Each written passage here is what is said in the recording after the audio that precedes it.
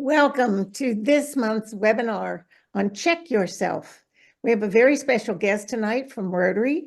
Her name is Liz Chom. She's the global advisor of the Rotary brand. She focuses on ensuring that our members and staff are using the Rotary's visual identity and Rotary marks correctly. Have we been telling you this?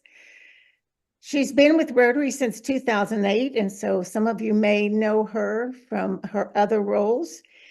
And in this role since 2018, she has served in the Peace Corps in West Africa, and I believe that's where she met her husband. Yeah. She speaks French and enjoys home decor. She's a Wisconsin native and has lived outside of Chicago with her husband and her two children. Yeah. And tonight we're going to do something a little different. I'm sure you've seen it in other webinars, but we'll take Q&A during the session. So look at the Q&A button if you have a question. But at the end, if we have time, we'll answer it. But then we're going to send you to breakout rooms. So if you have further questions, we can go over those as well. The other two breakouts will be about our EPIC Award and one about general PI questions. I want you all to notice or hover your cursor over the bottom of your screen. About in the middle, there is looks like several documents and it says resources. I want you to click on that right now and look at all the resources that Sean Patty has loaded up for you. Don't spend a lot of time there, but I wanted you to find it before we got started. So without further ado, Liz, thank you for coming. Thanks, Billy. Thanks for the really nice introduction. I'm going to share my screen here. Thanks to everybody for your time this evening. It's good to be back in zones 33 and 34. This was my home when I was your annual giving officer several moons ago. But today I want to chat with you about the current role that I hold, which is Rotary's Global Brand Advisor. And we're going to start with some basics to get you warmed up, and then we'll go through some examples and best practices. So about 11 years ago, Rotary International rebranded. We used to have a round 2-color logo, and we also had dozens and dozens of other logos for each and every one of our programs. We engaged with an agency at the time and did some worldwide testing to realize that we needed to be more aligned and more current with our visual branding. So at that time, 11 years ago, we rebranded and we went from the 2-color round logo to the master brand signature, which you see here on the screen in the top left. This is Rotary's official logo. We also have another official logo, and that is the Master Brand Signature Simplified. It's 2 versions of the same logo.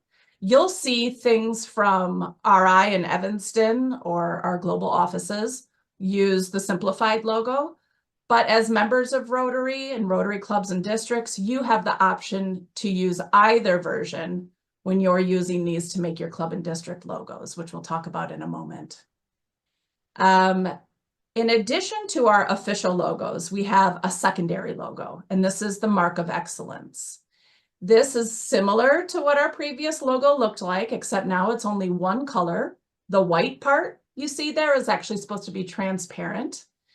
And this is used either in like a secondary position, so you may see something that's branded with our master brand, and then there's an accompanying Mark of Excellence. Or you see this sometimes on road signs that are round, or women's earrings, or earrings in general, right, that are round.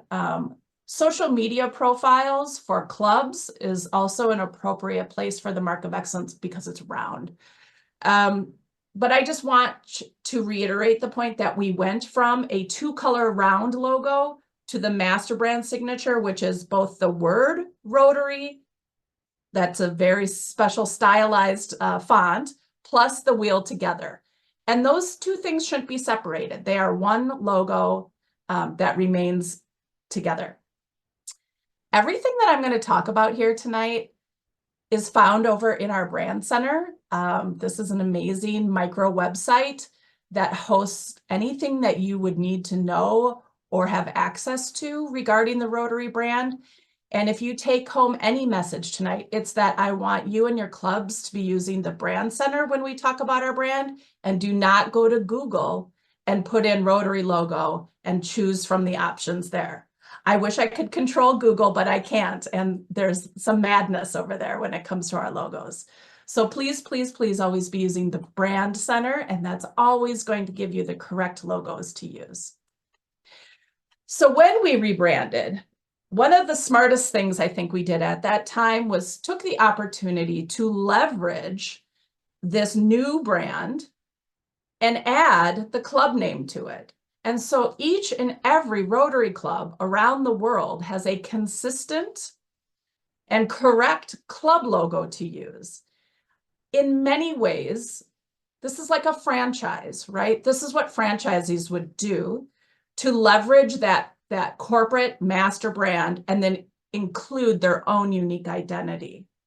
So previous to the rebranding exercise, we had, 34,000+ clubs with their own unique kind of homemade logo that maybe did or didn't incorporate some version of the Rotary logo in it. And all that did was dilute our brand. All that did was confuse folks who aren't familiar with Rotary about what this organization is, because one town would have one logo, another town would have another logo, and it wasn't doing us any favors. So I really love that this is such a great solution to still tap into that kind of corporate level or international level branding, and then adding your own club name or district number to the logo to get the logo that identifies your club. So why is it important that we do this correctly?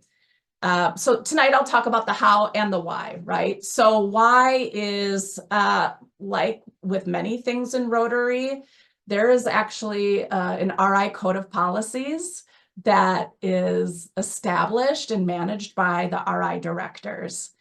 And when it comes to the trademark, we work in concert with our intellectual property department, Rotary International, and the board of directors, and they have determined together what protects our intellectual property and then how our members have access to that. So both the name and the logos are Rotary International's, but they can be used by the clubs if the clubs add their name in there as their identifier. Another huge reason that we want clubs to be using their club logos in a consistent and correct fashion is so that the clubs are receiving the credit and the recognition that they're due for the excellent work that's happening in their communities. It's essential that projects that are executed at the club or district, programs, sponsorships that happen with the club, it's essential that the correct logo is used to tie that work together so that it's clear to both the audience and to the members of Rotary who's actually involved with that project. We'll talk a bit towards the end of the presentation about projects again, but I just want you to keep that in mind, that the credit and recognition lies with the clubs when the clubs tie their name to the Rotary logo. And then number 3, we've talked about this a bit, but this is our way to tell that global consistent Rotary story when all clubs have adopted this branding. So here's some things to keep in mind as we go forward. And these are things that unfortunately we're still seeing, around the Rotary world. I empower you to be an advocate, to represent Rotary, and to say we need to be doing things correctly. Sometimes folks always kind of look for well, who's going to let them know? And I'm letting you know that you're that person. You obviously have support from your district and your zone and from Rotary International, but we should all be champions of our brand because we are members of Rotary. So things to keep in mind is to never obscure the logo or manipulate it or turn the wheel into a tire or the number 0. We also don't want to add the logo to like a larger graphic that's happening. We sometimes see clubs wanting to, again, like put their own unique stamp on their logo. But really what that does is just creates 34,000 different club logos again, right? So if you're seeing things like this that look really close but not quite, again, not allowed. And we've talked about how 11 years ago we rebranded. So here's some examples of what that old logo looks like and how folks would use them. So take a moment to look at what your club and district is doing and do an audit of sorts, right? Of all the digital spaces or even printed spaces where that old wheel is still appearing, and make a plan. Make a plan to update those items. So here's an example where I just went over to Google and I Googled Rotary Club logos, and these are things that I found. This tells a convoluted and confusing story to folks who aren't familiar with Rotary. And really, at the end of the day, the brand and any brand and logo, the goal of that is to quickly, succinctly tell the story and identify who you are, and then make somebody feel something about it, right? And so this is not promise, following up on our brand promise to do that thing. This is working against us as we go forward using the logos. Here's examples of how to do it correctly, right? So adding the club name, if it's a Rotaract club or an Interact club, they have their Rotaract and Interact logos. And here's examples then of when clubs would, for example, host an event. So the Taste of Evanston happens, and the club here in Evanston is one of the sponsors or one of the hosts of the event. So we use what we call a lockup. It's kind of internal jargon. You don't need to know that, but essentially it just means that you're locking up, you're bringing together either the name of the event that you're hosting or the sponsor that you're working with, or the project logo that you've developed for this annual project that you might work on. And then below are some more examples of district, club, and zone logos. All right, so now we're going to shift gears a little bit and move from logos to the Rotary name. Both of these things are essential pieces of information for you to have as leaders in Rotary, and they are protected and executed nearly the same way. So this is an excerpt from the Code of Policy, like I mentioned at the start of the conversation. The marks are owned by Rotary International and used by the clubs and the districts under the guidance of the board, which basically says that the guidance is saying that you must add the club or the district name to the logo to be able to use it. So global ownership remains with RI for the use of the name. So that means, like, if you're doing a project and you go to apply for a trademark and you have Rotary in the name, we'll probably reach out to you and ask you to withdraw that trademark because Rotary because Rotary owns the trademark. And then really where I want to talk about it, where we see this quite a bit happening, is naming of events and naming of third-party things in your community. So this example we found online, they were calling themselves the Rotary Family Picnic. Rotary International was not hosting this event, which is what is insinuated when the Rotary name is used alone without an identifier. So instead of Rotary Family Picnic, here's another one we found where the club logo is listed, and they've renamed this the Annual Family Picnic. It could also be the Rotary Club of Adena Family Picnic. As long as the name of the club is formally incorporated into the title of your event, you're good. So we see things like a Rotary run, a 5K Rotary run, that would insinuate that Rotary International is hosting that Rotary run. So it should be renamed to Rotary Club of XYZ run or marathon or whatever you want to call it. We also have instances where individual Rotarians will get together around a cause or something that brings them together. And unfortunately, they often think that because they're members of Rotary, that they can use the Rotary name at large to name whatever organization they're starting. This is not allowed. Again, projects and groups and organizations would have to bear the name of the club, or they just don't use the Rotary name at all. So this is an actual group that exists. They had named themselves Rotarian Malaria Partners, and I worked with them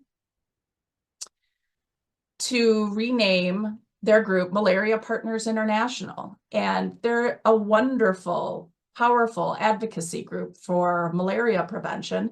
They went on to receive the first Programs of Scale Award from Rotary International. And that wouldn't have been possible with their previous name because it wasn't aligned with our guidance. So use of that word, Rotary, Rotarians, etc., at large isn't permitted. And here's the third example that we often see, not always a hospital, but usually like a Rotary arena, a Rotary school, a Rotary stadium. And these are things where we know that the Rotary Club obviously is involved and has donated probably money or donated in-kind gifts or something like that to get this third-party entity off the floor. And they unwittingly gave the Rotary name away to this organization without permission from Rotary International. Because the hospital is not a direct project of the club isn't managing it, insuring it, responsible for it, then the name of the club cannot even be given to the hospital. So instead, the solution is to put signage up at a hospital. Let's say we'll call this the Hernando Community Hospital. We put signage up at the hospital that shows the community that the Rotary clubs of Hernando County were the donors to the project to make the hospital happen. So, and I think there's something to be said here too, that just giving the Rotary name to something doesn't always tell your community the story of what your Rotary club did. Because if you're not familiar with Rotary, then they're not sure what that even means, right? And so what's a Rotary pavilion? I don't know, because I don't know what Rotary is, right? But if there's a nice sign outside that has your club logo on it that says the Rotary Club of XYZ, cares about our environment or cares about community connecting or something like that, right? And they've donated to this project. You can put a QR code there too, right? Learn more about us, join us, come see what we do. These are opportunities to really, really tell your story and engage with the community while still absolutely being that donor and that person or that group that helped get this project off the ground. And then we're going to this last section, switching gears a little bit to talk about merchandise and licensing. In my role, we often see folks, well, in your role too, right? You go to an event and you see folks wearing some Rotary things, like maybe with I don't know, a purple Rotary wheel or I don't know, belt buckles with old Rotary logos on them or something like that. More often than not, these items were purchased from a non-licensed vendor. Because folks don't know. I mean, all of these are just innocent, innocent things that happen. People have the best of intentions, but they just don't know that they should be purchasing items through licensed vendors. Or if that's not able to happen, you can still use your own vendor and just have that vendor reach out to us to apply for a one-time exception to produce the item you're looking to purchase. We make it easy, we make it free for that to happen as well. But this way, of course, it protects the trademark if you're purchasing things from an officially licensed vendor. And it also ensures that the money that your club is spending to receive these items is produced correctly. So you're not showing up at an event with purple Rotary logos on. So please just keep those things in mind as you go forward. And here's some resources for you as you kind of ingest a lot of that information that I just gave. Again, that brand center is going to be your one-stop shop for things related to accessing and using the brand. We do have a suite of public image courses over in the Learning Center. And these are courses that I would encourage you to familiarize yourself with and to absolutely have anybody who is working in the public image realm in the clubs and districts, they should be taking those courses as well. Again, all of this is foundational and in the RI Code of Policies, and your district teams are also huge resources to you. So I think with that, we have a few minutes of Q&A that I am happy. Liz, I wanted to bring up something that was mentioned, that there's still clubs who are using the master brand for their club logo.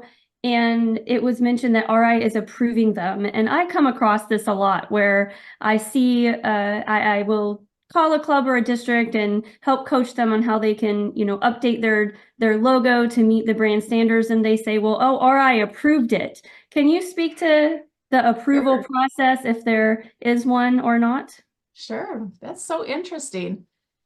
We do not have a formal approval process in place, nor should there really be, because there's only one way to do it, and that's in the brand center. I mean, you just add your name to the logo in the template in the brand center, and if you do it, it's correct. Nobody needs to double check that. So if they're creating club logos that are not that, I have never met anybody at RI that has approved that, nor do we have the authority to do something like that. There is this very obscure process where you can apply to the board of directors to use the Rotary name, something, but that is not what we're talking about here. So no, I would venture to say that maybe decades ago, they chatted with somebody potentially somewhere or at some level. Also, what happens too is sometimes folks think that the directors or other leaders might be Rotary staff, because sometimes our leaders do say, yeah, that looks great, right? And they're moving a million miles a minute. They're not there to necessarily guide you to the brand center to use the logos correctly, right? So I'm not sure where the communication broke down, but no, nobody would be approving logos at RI. Thanks, Liz. I appreciate that. And we also get the misnomer of the Rotary police. And I always like to correct people and say we're branding coaches. We're just here to help. We're not here to tell you what's right or wrong. Only these are some tips that you can do to come up to the brand compliance standards. Right. Can you maybe elaborate a little more, since we have a couple more minutes before the next portion, on the recent changes with the pins and the use of the logo on pins? Oh, sure. Okay. So when we did rebrand 11 years ago, and I was in a different role. So my understanding was at that time, there was a type of, I don't know if you'd consider it a concession or just a holdover that happened that said that our licensed vendors could still produce that old logo for the official member pin. My gut tells me that it was just a type of concession that was made at the time, so people weren't really having a hard time with having to rebrand everything.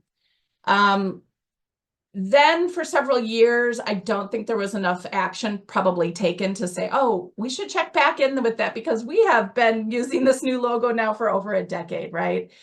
So we did that then recently, and now the licensed vendors should no longer be producing or selling that old wheel. I think it's as of like 1 November or something like that. It's coming up soon.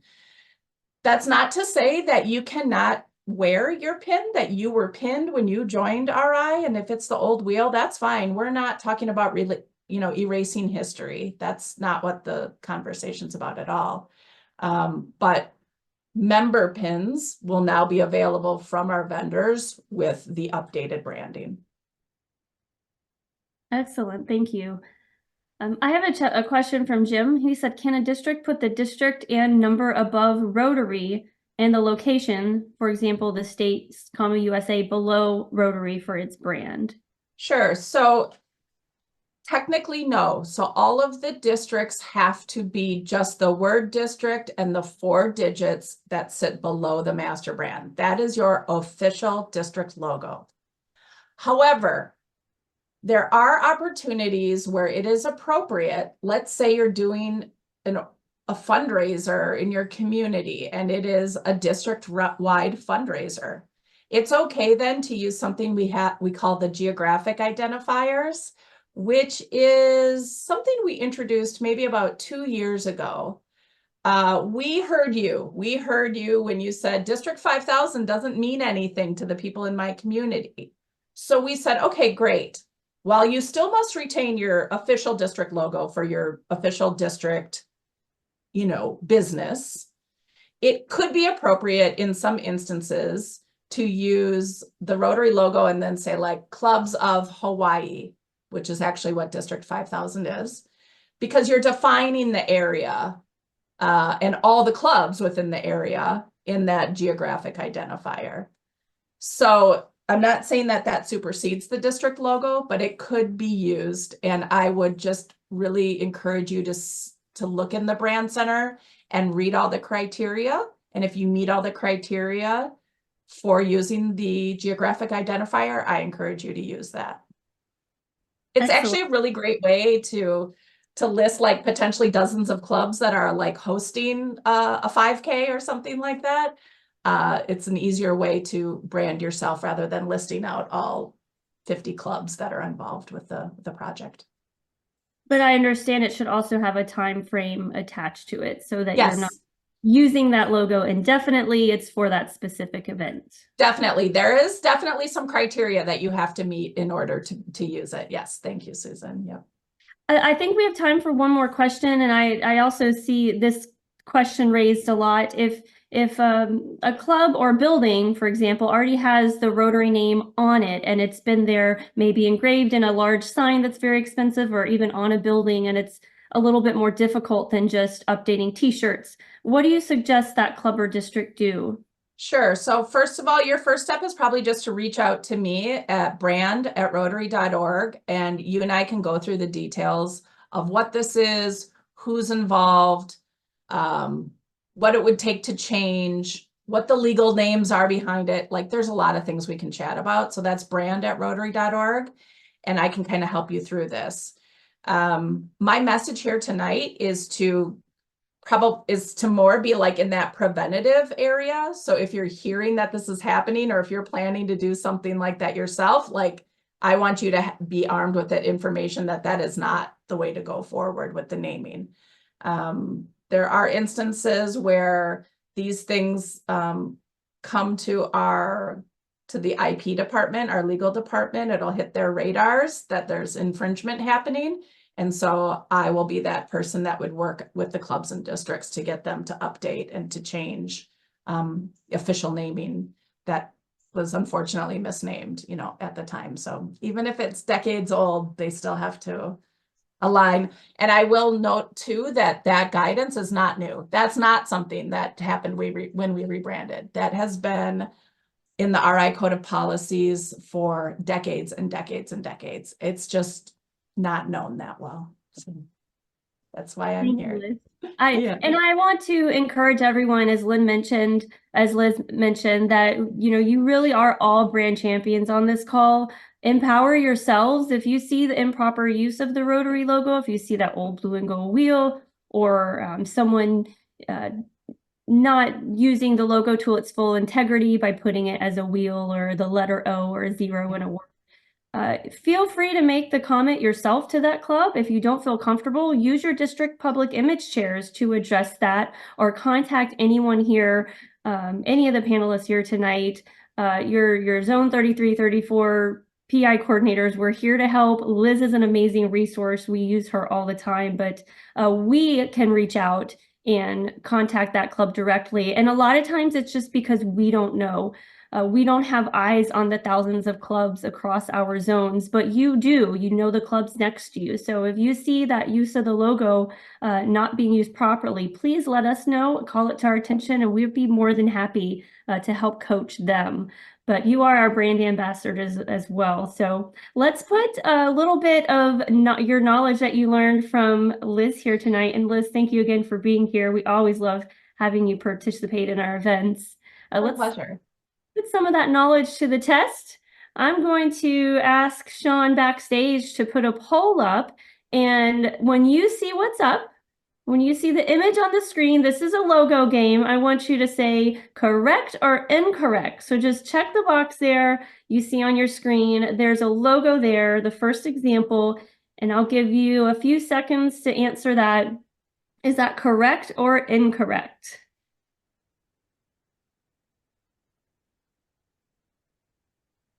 I can't see the tallies coming through. I'm hoping that most people are not checking correct.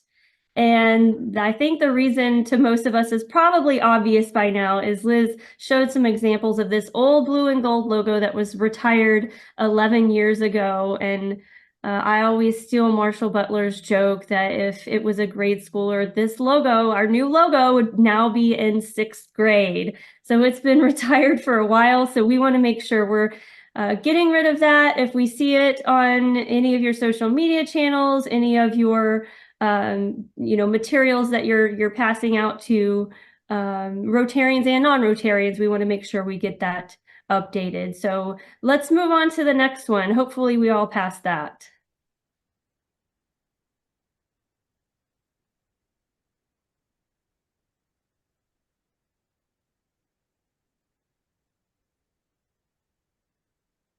Okay, so on number 2, if you answered correct, which it looks like 90% of our participants answered this correctly, so I'm happy to see that. That is the new mark of excellence.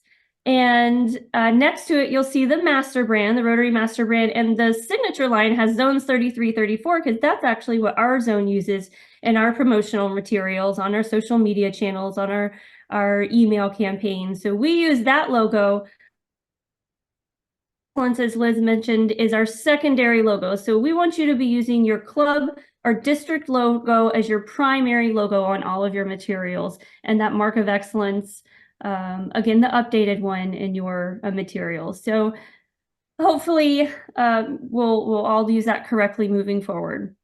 Now, the third example is a little bit tricky, maybe a little trickier, and this is the Rotary Club of Portsmouth, and I like what they did by using the right brand, but what they did wrong is they manipulated that logo. So they downloaded the master brand, but then they plucked the wheel out of there and put it on top of Rotary, and then they just inserted their own font for their club. So we need to move that Rotary back, go right to the brand center and just type in Club of Portsmouth, and it will download correctly. So that example number 3 is not correct. It should be downloaded with the Portsmouth Club of Portsmouth, or however they title or call their name most commonly in the signature line.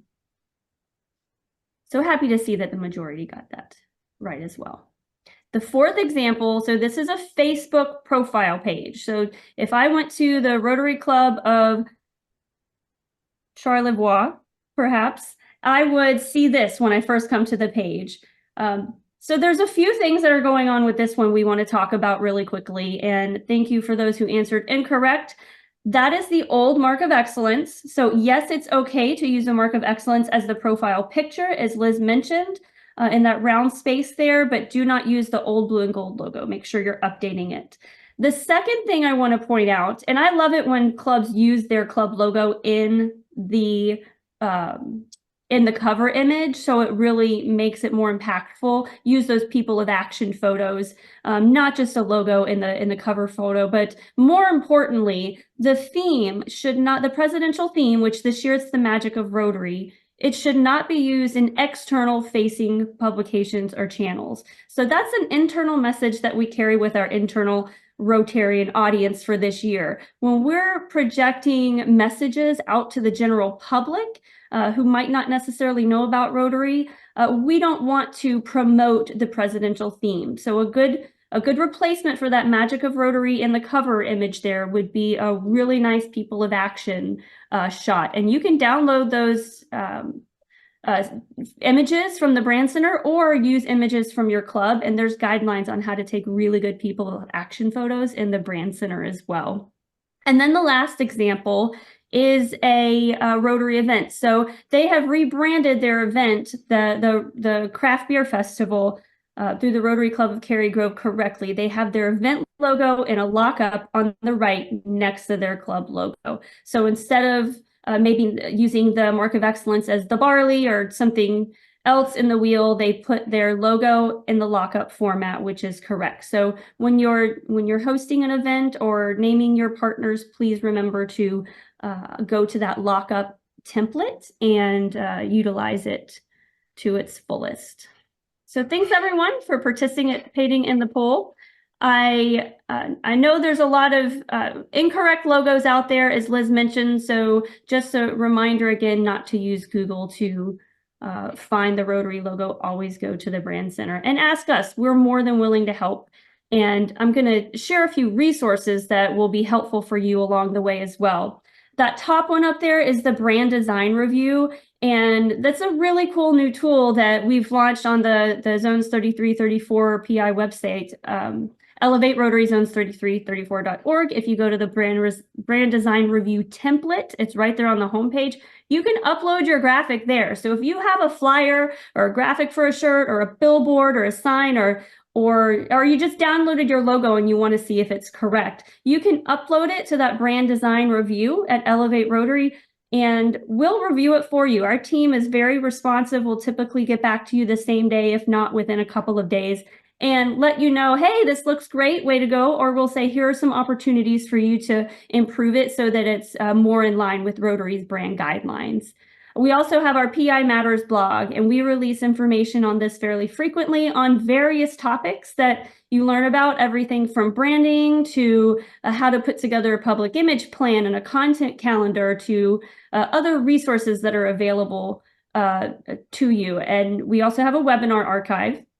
If you haven't been there, it has a slew of webinar recordings that we've done, just like this one will be posted within the next few days in our webinar archive. So it's a really great resource, especially if you're a new public image chair or new to your public image committee and you want to learn about specific topics. It has everything from using LinkedIn to Canva to AI, and many other topics that you can peruse and check out those webinars. And then we'll have our Zone 33, 34 events there. So you can subscribe to our calendar and not just get subscribed to the PI events, but you can get subscribed to all of the Zone 33 events as well, and they will automatically feed into your calendar. I want to bring this up because we run into this a lot. We are trying to communicate, and when I say we, it's our team of panelists here tonight, our public image coordinator team are trying to get messages out to the right people in the club. So we need to know who they are. So I want to ask you right now, do you know who your public image chair is in your club? If you're not the public image chair, do you know who it is? And are they listed in My Rotary? Because we pull our contacts from My Rotary, and if we don't have the right leaders in those leadership roles identified in My Rotary, then we're not communicating to the right people. So if you need help getting them entered into My Rotary, please let me know, but we want to make sure we're communicating with the right people. And if you use, can I stop just, if you use ChatGPT and you put your club public image person in your club as a club officer, it flows up to my Rotary, so don't panic. It's up there. It does sync, yes. Thank you, Billy. So get those CPICs entered into DACDB as well, whatever platform you use. But my Rotary is definitely the end-all platform where all of the master database is stored. So make sure we know who we're communicating with. And that's important because we hand out a really prestigious award towards the end of the Rotary year, and we rebranded it this year called the EPIC Award. It was the Public Image Citation, but Zones 3334 gives out the EPIC Award to clubs who participate in monthly tasks. So each month, your club is asked to participate in a task. In July, the task was to do an audit. As Liz mentioned, it's really good every year to go through and audit all of your channels. Look at your website, your social media channels, your newsletter templates, your brochures, your business cards, your email signatures. Look at all of that information. Do an audit, make sure you're using the right logos and you're consistent across the board. And it's a really quick form that you can fill out online for that July task. The August task is to put together a public image plan. And then in September, we ask you to do a content calendar. These are all foundational tasks. These are important to having a successful year. They will set you up for success. And it's been proven. We've been asking clubs to participate in these tasks for several years. And it's shown that clubs who are active in these award criteria and these tasks produce better results at the end. And it's not just in public image. Having a powerful public image team and doing things correctly can really enhance the support of your programs, your fundraisers, your events. It can tie sponsors to you, and it can absolutely help you recruit and retain your members by participating in these strong public image efforts. So if you want to earn this award and at the highest level, you have to complete these 3 tasks by October 31st. So go to elevaterotaryzones3334.org and get started on those today. We do have just recently opened the October task, which is to tell us about your World Polio Day event. So you'll find the task on our website, and you can find a breakdown of all of the tasks for the year, when they open, when they're due, and what's required. So any questions, let us know. We're going to go into breakout rooms now. There's actually a breakout room for the EPIC Award. So if you're struggling with any of those tasks and you need help, I encourage you to hop on into that breakout room, and you can move between breakouts. So if you want to go into EPIC and ask a question and then pop into the Rotary brand breakout room 3 with Liz, then you're more than welcome to do that. But we have the EPIC Award questions. We'll go to breakout room 1. Questions, just any general questions that you want to ask our team, public image related or maybe a little beyond, can go into breakout room 2. And then if you have any questions for Liz, I know we had a few left over in the Q&A section. We'll get to those and your questions in breakout room 3. Any district public image chairs on the call, I ask you to remain on this call after the breakouts end. So if you're district public image chair or district governor and you're on the call, you're welcome to join us too. Please remain on the call after the breakout rooms close and come back to the main room. So at this time, we will open up the breakout rooms and ask you to pick one to join.